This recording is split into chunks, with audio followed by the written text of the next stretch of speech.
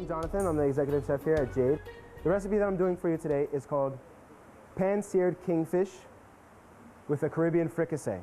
Now, if anybody has a hard time cutting a pepper, I wanted to show you an easy and a quick way. Now, the easiest way to cut this is I usually just start from the top, cut the top off, and I cut the bottom off. This way, you're gonna have an even grounds for slicing it perfectly. Then you wanna just make a cut in here, and what you wanna do is just kind of roll the pepper. If this was a spicy chili, all the heat would be trapped in here. What we're gonna do now is, this is called, in culinary terms, this is called a julienne, and it's just a very fine, thin slice.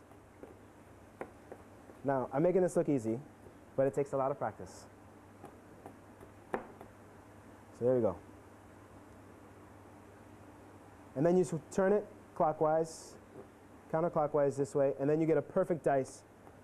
And if you see how I'm using the knife, I'm just using the tip all the way down to the heel. And this is really how you utilize the whole knife and you don't bruise the vegetables. This is the way to do it. And then we're gonna make the fricassee. Just gonna preheat the pan. The reason why I want to preheat the pan before I saute vegetables, if you throw a bunch of cold vegetables into a cold pan, it's gonna take a very long time for it to get to the right temperature. Now, when you're buying chives, you wanna make sure that they all stick straight. And the reason why, if you have any, blemishes or anything like that, you start to lose the flavor of them. I like to use the whole chive. And I left some of this dirt on here just to prove to you that these were harvested today. If you go into the grocery store and you see something that has dirt on it, you're gonna be like, ooh, that's gross.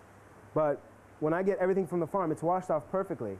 But I love to see that this was harvested fresh, because then you're using a fresh product, and I have a commitment to quality, so anything that starts off quality, I always try to present it in the perfect way.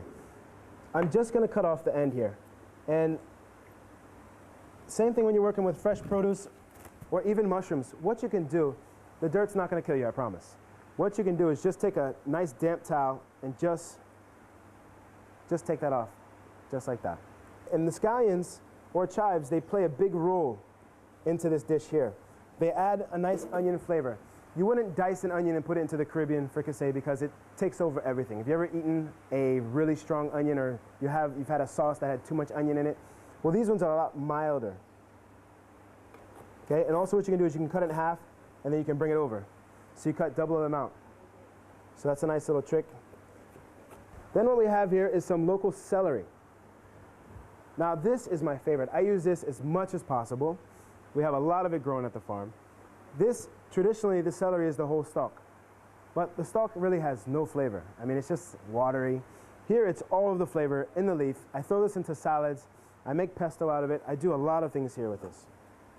So I'm gonna cut the stalk off. Now, you can cook this. You can cook it into a soup. You can make your chicken noodle soup with this. You can make your vegetable soup with it. You can still use this. I don't wanna put it into here because it's gonna mess with the texture and the flavors. It might make it a little bit too stringy. Okay, here we go. So now, with the herbs, I like to kind of fold them over into themselves and just give them a roll. And what's gonna happen is it's gonna kind of make a little bundle, and then you just put your knife through that. This is called a chiffonade. You don't wanna bruise your herbs. When you bruise them, again, you're gonna lose the flavor. So my pan's hot now. What I'm gonna start with is just a little bit of butter, and you wanna hear a nice sizzle. There we go. Okay? And then I'm just gonna go ahead and throw my peppers in there. Okay? This is my dasheen, which I have diced and boiled, and I blanched it until it's fork tender, just like a potato. I'm just gonna drop those in here. Okay, and then I have my pineapple, which I've also diced, taken out the core. Just gonna drop that in there as well. Then I have some of my tomatoes and also red chilies. Okay, and I'm just gonna give that a stir here. Oh, can you smell that? Nice shot there. Now, does anybody know how to make coconut milk? Here's a quiz. Does coconut really have milk in it? No milk. It's actually just coconut that's dried, and it's just grated, and then actually produces a milk. So that's what I have right here. Now, you wouldn't want to drink this like this, but it's very good to add into a cocktail or a frozen daiquiri. Just give that, and so there's no dairy in this. And now, just to incorporate everything, you want to bring this to a boil. You see how beautiful that looks already? Can you see that, guys? And then once it comes to a boil, that's when you would add your fresh herbs. You don't want to add your herbs now because what's going to happen if you bring them to a boil and they boil, they're going to cook out. You're not going to have the maximum flavor that you want. Also, I want to season them just with a little bit of sea salt here and a little bit of black pepper. Comes to a boil. Now this is fresh basil. I love to use basil. And then I want to take my fresh celery, okay, and my scallions, and get those right in there. Now you might think this is a lot of herbs, but herbs are what enhances the flavor of what you have going on.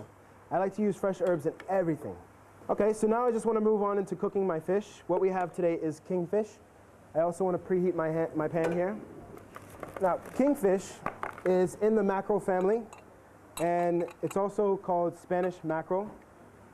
It has a circular flesh, and when it cooks, it's just the most beautiful fish. When you're buying fish from your fishmonger, please have a good relationship with him and just trust that he gets the freshest fish. But what you want to do is look for the color. When you make an indent with your finger, it should bounce right back. There shouldn't release any water. It should just bounce right back. That's when you know it's fresh. If water comes out of it, that means it was frozen previously. I like to use sea salt because we're in the Caribbean.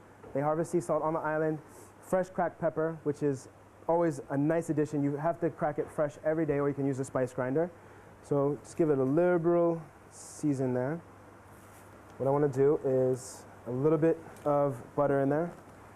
Okay, and you want to just get a nice sizzle in the pan, okay, just so it bubbles. Now, if you cook this too much, what's going to happen? It's going to burn, and you don't want that to happen. So we're just going to place our fish in there. And you have to make sure the pan's hot. If the pan's not hot, you have to hear that sizzle, or it won't sear properly. There we go. The most important part about cooking fish is not overcooking it. You cannot overcook fish. It's not good for the fish. Also, the other thing I forgot to do was season the other side. You don't want to just season one side of the fish. You want to season both sides of the fish. You want to look for the signs. Okay, you see how it's just coming a little bit of white. That's when you can know how far it's cooked so far. Now, I like to cook this fish on the medium side. I don't like to cook it all the way through because it's very tough and steaky, and anytime you overcook fish, it can become fishy. I have right here, which I always keep handy, a little bit of coconut rum. We are in the Caribbean. Coconut rum is sweet, coconut rum is very delicious, and it has everything to do with the Caribbean. What this is going to do is actually caramelize. It's going to caramelize to the fish. The sugars are going to pull out all the sweetness that the fish has to offer, and this is really a beautiful dish.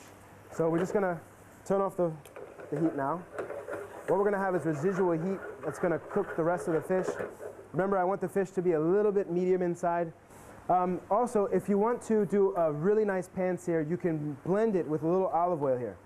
If you want to blend the butter with a little bit of olive oil, you can get a higher melting point, a higher smoking point, sorry, and then get a really nice sear, golden brown, and that's what gives you a lot of flavor in the protein. You have your fresh fruits in there, your fresh herbs, your nice peppers. This is loaded with flavor. All right, so this is our seared kingfish with Caribbean fricassee. Well, thank you all. Thank you. Thank you very much. Yeah, definitely. And I welcome you to dine tonight at Jade. So. All righty. Good. You're welcome. Thank you. Thank you very Really much. interesting. Yeah, thank you. Thank you.